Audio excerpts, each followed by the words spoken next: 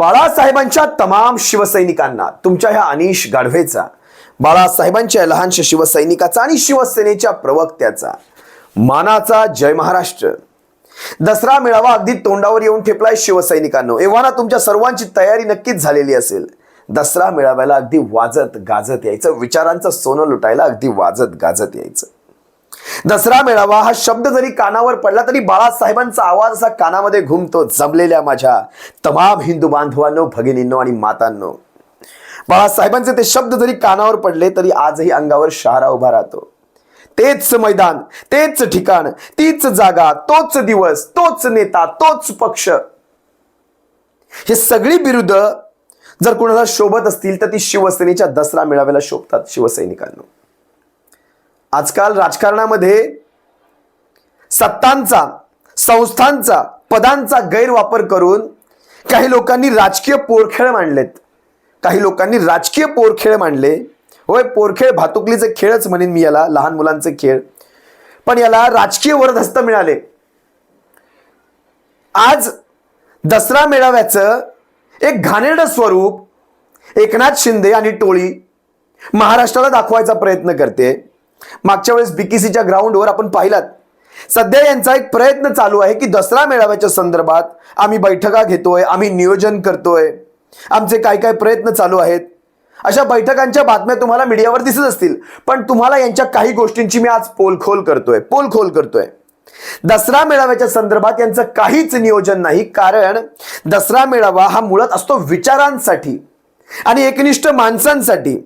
देणाऱ्याकडे विचार असतात आणि येणाऱ्यांकडे एकनिष्ठता असते. इथे दोघांचीही उणीव, दोघांचाही अभाव. तुम्ही मागच्या वर्षीचं मी तुम्हाला थोडंसं सांगतो.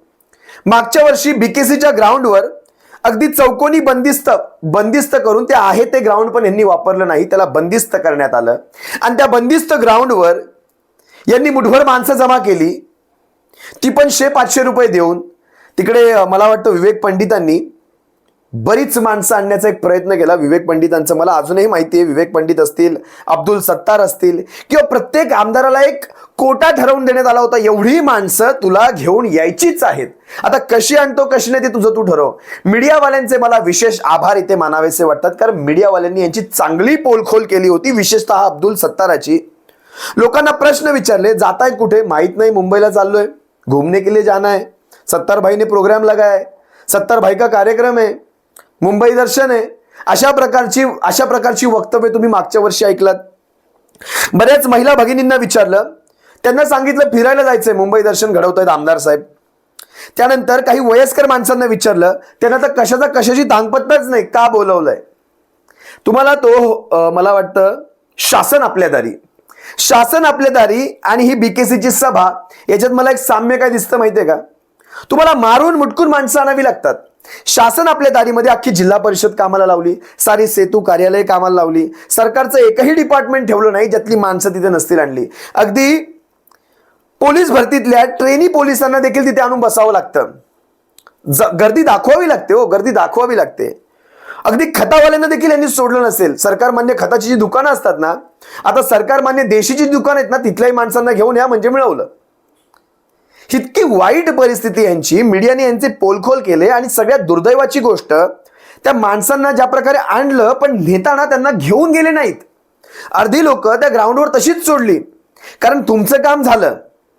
ती माणसं शिवसेनेच्या स्थानिक शाखांवर पोचली, त्यांना नाही माहिती. शिवसेनेचे गट तट त्यांना नाही माहिती. त्यांना त्या अडाणी माणसांना ते घेऊन आणल्यानंतर परत सोडवण्याची जबाबदारी शिवसेना उद्धव बाळासाहेब ठाकरे पक्षाच्या स्थानिक शाखा प्रमुखांनी तिकडे घेतली. त्यांनी हा नाही विचार केला की हे आमच्या मेळाव्याला आले नव्हते, हे गद्दारांच्या मेळाव्याला आले होते. त्यांनी हा नाही विचार केला. माहिती आहे या माणसांचं काहीच नाही चुकलेलं आहे. ही आडामासाची माणसं आहेत. सकाळपासून त्यांनी काही खाल्लं असेल की नाही याची वानवा. त्यांना आणल्यानंतर मात्र खायचं कोणीच विचारलं नाही.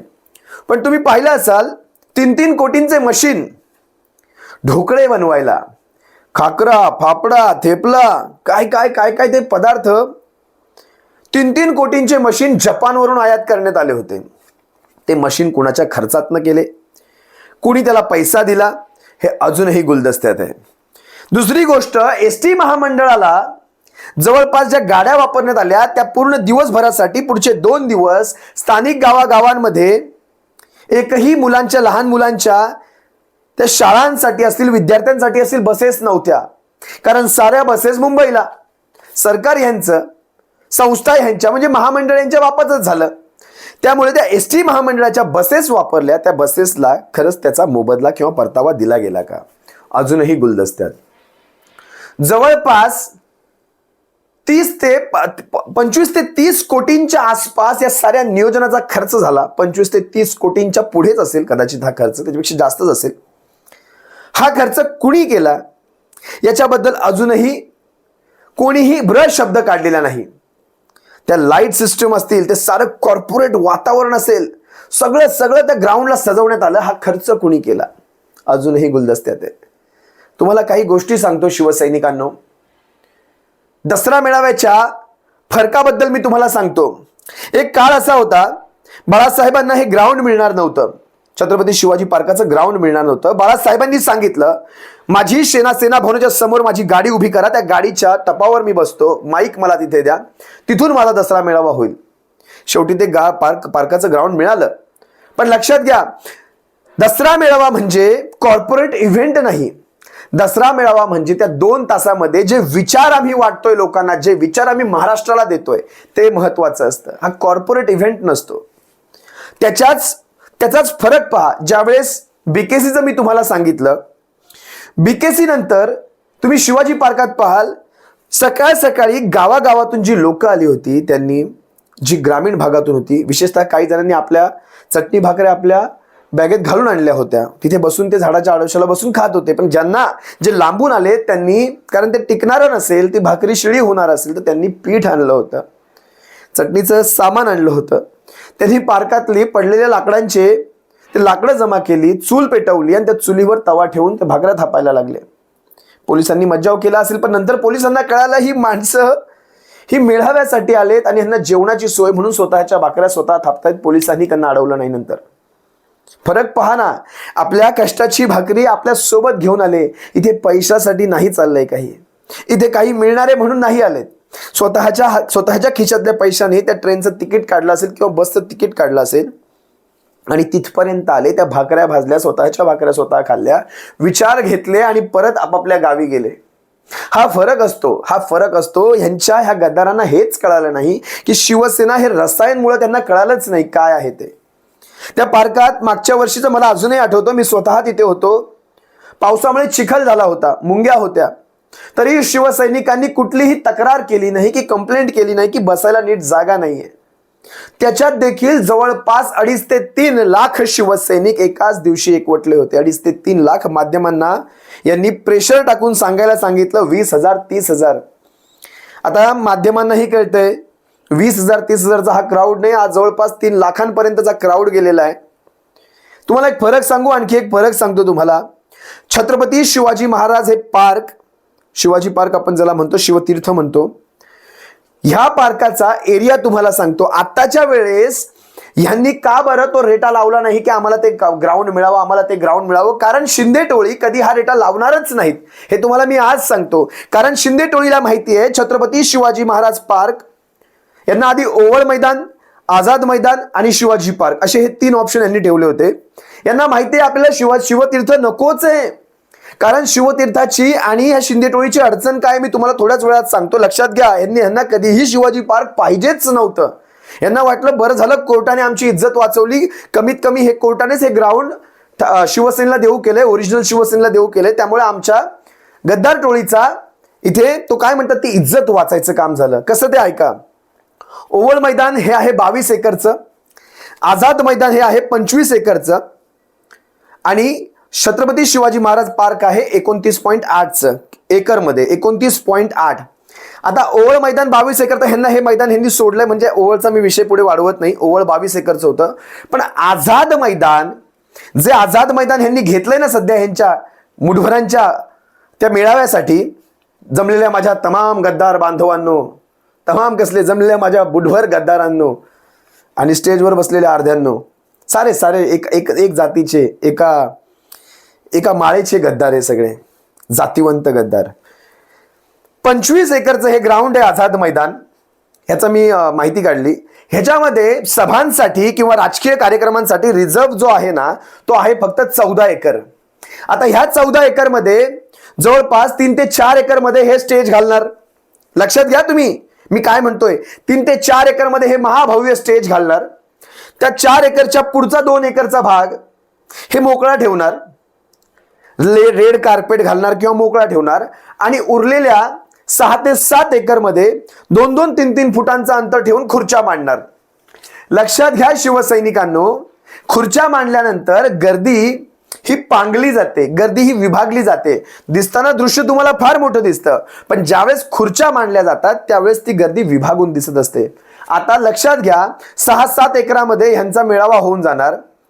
शिवाजी पार्काचं मी सांगतो. शिवतीर्थावर 29 एकर 29.8 एकरची जमीन. त्यानंतर क्रिकेटचा एक मधला पॅच सोडला ना, काही गुंठ्यांचा पॅच सोडला ना, तो रिझर्व राहतो. ती खेळपट्टी असल्यामुळे त्याला जाळीने कव्हर केलं जातं. खेळपट्टी उखडू शकते कारण दुसऱ्या दिवशी ते ग्राउंड पुन्हा खेळासाठी वापरलं जात असतं. त्यामुळे त्या खेळपट्टीला कुठलाही शिवसैनिक हात देखील लावत नाही. त्याला जाळीने कव्हर केलेलं असतं कारण खेळपट्टी सारखी सारखी बनत नसते. ते पिच असतं क्रिकेटचं. तो भाग सोडला आणि बाह्य भाग घेतला. ग्राउंडचा एक बाह्य भाग देखील आहे. हा जवळपास 4 ते 5 एकरांचा आहे. छत्रपती शिवाजी पार्क हे 29 अधिक 4 एकर ते 5 एकर असं 34 एकरांचं हे ग्राउंड. त्यात खुर्च्या नसतात, माणसं दाटीवाटीने बसलेली असतात आणि स्टेजचा परिसर हा फार थोडक्यात असतो. फार थोडक्यात स्टेज उरकवलं जातं आणि त्याच्या पुढे जागाच सोडली जात नाही. एक VIP प्रोटोकॉल पाळला जातो थोड्या जागेसाठी, पण संपूर्ण ग्राउंड 1 एकर जर सोडलं तर जवळपास 33 एकर मध्ये सभा असते आणि ह्यांची 6 एकर मध्ये सभा होणार. तर तुम्ही मला सांगावं हे कशाला ते ग्राउंड मागतील. छत्रपती शिवाजी पार्क घेणं सोपं नाही आणि ते पार्क घेतल्यानंतर तिथे ती निष्ठावंत माणसं आणणं सोपं नाही. तो हसू होऊन जाईल, तो फज्जा उडेल या शिंदे टोळीचा. त्यामुळे शिंदे टोळीने कधी हे ग्राउंड मागितलंच नाही. सत्तारभाईला हार्ट अटॅक येऊन जाईल, त्याला घाम फुटेल, एवढं ग्राउंड मी नाही भरू शकत. सत्तारभाई म्हणेल, विवेक पंडित पण म्हणतील आम्हाला हे ग्राउंड काय भरायला जमणार नाही. या खंडोजी खोपड्यांचा, या सगळ्या गंधारांचा, ह्या सूर्याजी पिसाळांचा सगळ्यांचा कार्यक्रम शिवसैनिकांनो करायचा आहे. सगळ्यांनी रेडी राहायचंय. आता तुम्हाला आणखी काही गोष्टी सांगतो. सेना भवन आणि बघा ह्या 2 गोष्टींना शिंदेगड कधी हात घालत नाही. तुम्ही लक्षात आलं तुमची गोष्ट. सेना भवन आणि दसरा मेळावा, कारण ह्या 2 अशा गोष्टी आहेत इथे हात जर घातला ना तर हात बाहेर येताना हाडं बाहेर येतील, अशी जळून जाईल तो हात. शिंदे टोळीला चांगलं माहितीये कुठे काय करायचं आणि कुठे शांत राहायचं. त्यामुळे सेना भवन ह्या विषयाला आणि दसरा मेळाव्याला कधी शिंदे टोळी हात घालत नाही. त्यांना माहिती आहे इलेक्शन कमिशन ऑफ इंडिया असेल किंवा ह्या अनधिकृत सरकारच्या जीवावर आमचा हा पोरखेळ चालू आहे. पण ह्याच्या पलीकडे शिंदे गट नावाचा असा कुठलाही पक्षच अस्तित्वात नाहीये. ज्यावेळेस खऱ्या अर्थाने निवडणुका लागतील त्यावेळेस आमचा धुवा उडालेला असेल, आमचा पालापोचळा असा उडून गेलेला असेल. त्यामुळे जोपर्यंत ह्या निवडणुका लागत नाहीये तोपर्यंत काय ती मजा आम्ही करून घेऊयात. त्यामुळे ह्या नको त्या गोष्टीमध्ये हात नको घालू. तर सदा सरवणकर, आणखी कोण होते ते नरेश मस्के म्हणतायत आम्ही हिंदुत्वाचा सण आहे मोठा दसरा आणि आम्ही त्यामुळे भांडणं नको, उगाच काही वातावरण खराब व्हायला नको, सणासुदीचं वातावरण. त्यामुळे आम्ही त्या ग्राउंडसाठी हट्ट नाही धरला. त्या दाताच्या फटीतून त्या सरवणकराच्या हवा निघून जाते. आणि हा नरेश मस्के हा सांगणार आम्हाला की हे ग्राउंड आम्ही का नाही घेतलं. अरे तुम्हाला ठाण्याच्या बाहेर 4 गल्ल्यांच्या बाहेर कोणी ओळखत नाही. ठाण्याच्या 4.5 गल्ल्यांमध्ये याला ओळखतात आणि हा दादरच्या शिवाजी पार्काचं सांगणार आहे. त्यामुळे बरं भांडणं नको म्हणतायत, मग गणपतीमध्ये रिव्हॉल्वर नाचून कोणी भांडणं केली होती. आणि हिंदुत्वाचे पुळके सरवणकरांना गेली 11-12 वर्ष काँग्रेसमध्ये कुठलं हिंदुत्व जपलेत राणेंसोबत आम्हाला माहिती आहे. या असल्या माणसांना आपण वाढवलं ही आपली चूक आहे आणि ती आपण मान्य देखील करायला पाहिजे. ही असली सरवणकरासारखी सरपटणारी माणसं आपण पाळलीत, ही आपली चूक देखील आहे. आता BMCने यांना BMCकडे जी याचिका होती यांना माहिती आहे यांनी याचिका का मागे घेतली माहिती आहे का. BMCने कारण ह्यांच्या बाजूने निर्णय दिला असता. BMC म्हटली असते घेऊन टाका शिंदे टोळी, तुम्हाला ग्राउंड दिला आम्ही. पण BMCने ते ग्राउंड दिल्यानंतर ते ग्राउंड भरवायचं परत पंचायत, त्यापेक्षा आम्ही याचिकाच मागे घेतो, झंझट नको. BMC पण सेफ. आणि सुप्रीम कोर्टात त्यांना माहिती आपला फटकारा मिळणार आहे, कारण सुप्रीम कोर्टात शिवसेना हा मूळ पक्ष कुठे आहे हे अजून सिद्ध न झाल्यामुळे सुप्रीम कोर्ट नक्कीच हे ग्राउंड पुन्हा जैसे ते सिच्युएशन असल्यामुळे उद्धव साहेबांच्या हातात देणार हे यांना चांगलं माहिती होतं. कारण सुप्रीम कोर्टात शिवसेनेच्या पक्षाची याचिका अजूनही पेंडिंग आहे. त्यामुळे मूळ पक्ष अजून सिद्ध व्हायचा आहे. त्यामुळे जैसे ते परिस्थितीप्रमाणे उद्धव साहेबांच्या हातात हा पक्ष गेला, हे ग्राउंड गेलंच असतं. त्यामुळे ह्यांनी ती देखील नाचक्की टाळण्यासाठी हा सारा खेळ केला आणि ते याचिका त्यांनी मागे घेतली किंवा ते अर्ज मागे घेतला. शिवसैनिकांनो, यांच्या साऱ्या पोलखोल आपण करत राहणार. शिवसेनेचं दसरा मेळावा त्याच ग्राउंडवर होणार होता हे आपल्याला आधीच माहिती होतं, कारण आपल्याला ह्या सगळ्यांचे हे जुमले माहिती आहेत. त्यामुळे आपण कुठल्याही दुसऱ्या ग्राउंडसाठी अप्लाय देखील केला नव्हता, कारण आम्हाला माहिती आहे आम्हाला हेच ग्राउंड मिळणार आहे. याच्या व्यतिरिक्त दुसऱ्या कुठल्या ग्राउंडची आम्हाला गरज नाही. शिवसेनेचा दसरा मेळावा, तेच ठिकाण, तोच नेता म्हणण्यापेक्षा बाळासाहेबांनी ज्यावेळेस आपल्याला सांगितलं, बाळासाहेबांना कळालं होतं हा माझा शेवटचा मेळावा असू शकतो. बाळासाहेबांनी तोच मेळावा निवडला आणि शिवसैनिकांना एक भावनिक आव्हान साथ घातली. आजवर मला सांभाळा, उद्धव साहेबांना सांभाळा, आदित्य साहेबांना सांभाळा आणि महाराष्ट्राचा विकास करून घ्या. आपण महाराष्ट्राचा विकास करून घ्या हे वाक्य बोलायला विसरत असतो, ते देखील वाक्य लावा. कारण उभ्या महाराष्ट्राला त्यांनी या कोविड काळात सांभाळलं, त्यांना आपण काय सांभाळणार.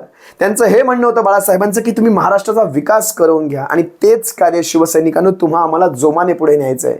या महाराष्ट्राला तोपर्यंत पुन्हा, या शिवसेनेला आणि या महाराष्ट्राला तोपर्यंत वर न्यायचं आपल्याला जोपर्यंत आपल्याला आपला मान सन्मान, तो आत्मसन्मान, स्वाभिमान पुन्हा मिळत नाही. या महाराष्ट्राची प्रतिमा मलिन झाली आहे. यांच्यामुळे तुम्ही पाहिलात नवी मुंबईमध्ये ओनली पाटीदार, पटेल अलाउड, गरब्यांच्या अशा बाहेर त्या हे लागतात, घोषणा लागतात, त्यांच्या ते बॅनर लागतात फक्त आणि मुळात खंत अशी की हे बॅनर मराठीतून असतात की फक्त पाटीदार समाजाची माणसं इथे येऊ शकतात आणि मराठीतून लिहिलं असतं. याचा अर्थ मराठी माणसाने मराठीत वाचावं आणि गपचूप रिटर्न जावं. ह्या दांडियांमध्ये फक्त पाटीदार पटेल असू शकतात. ही आपली झालेली आहे प्रतिमा महाराष्ट्राची, तुमची माझी. ज्या वेळेस शिवसेना कमजोर होणार हे अशा प्रकार आपल्याला पाहायला मिळणार आहेत. त्यामुळे आपण समजूतदार आहात. तुम्हा सर्व शिवसैनिकांची सजा घेतो असल्या पोलखोल आपण वारंवार करत राहू. सप्रेम जय महाराष्ट्र. बाळासाहेबांच्या शिवसैनिकांनो, सर्वांनी काळजी घ्या आणि वाजत गाजत दसरा मेळाव्याला सर्वांनी, आम्ही स्वतः सुद्धा तिथे असेल. भेटूयात.